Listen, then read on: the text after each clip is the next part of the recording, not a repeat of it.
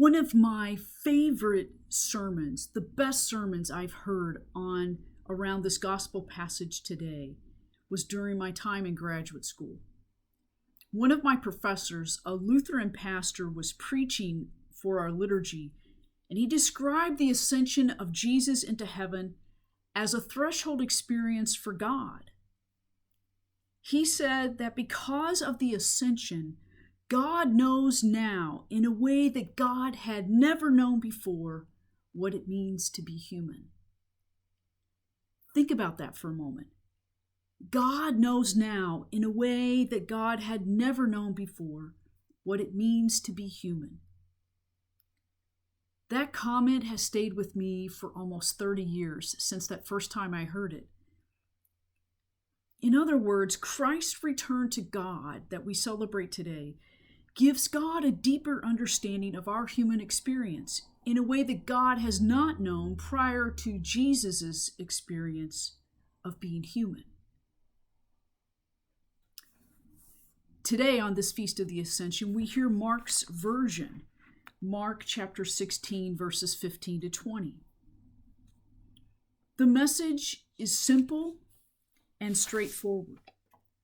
Jesus says to the disciples, "Go into the whole world and proclaim the good news to all of creation."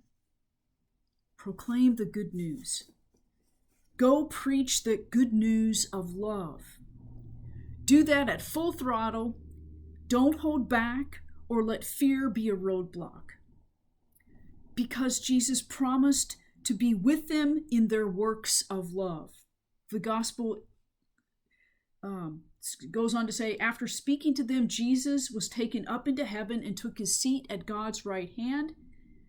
They went forth and preached everywhere, and the Lord continued to work with them throughout and confirmed the message through their signs which accompanied them. After those words of encouragement, Christ is taken up into heaven. He takes his seat with God. Christ sits at God's right hand. And the disciples are known by their preaching of the good news and their works of love. So this Feast of the Ascension celebrates that deeper connection with God through Christ, the Word becoming flesh and dwelling among us. And it celebrates God's faith in us as disciples, as believers, to carry on the mission of Christ, to live and proclaim the good news and the commandment of love with our very lives. And God promises to be with us throughout. So this week, let us pay attention to how Christ connects us with God. And reflect on how do we carry on that mission of love in the way we live. What do we need to open our minds and hearts to that deeper understanding and belief that God knows what it's like to be human in a way before the Christ experience of humanity? God knows now in a way that God had never known before what it means to be human. How do we bring our human experience to God, who is with us and understands us and walks with us in love and compassion?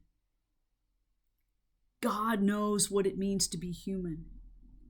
Let us trust that God is with us even in our trenches of humanity today, that God is guiding us and leading us forward in love to be love for others and serve the world with love. Amen.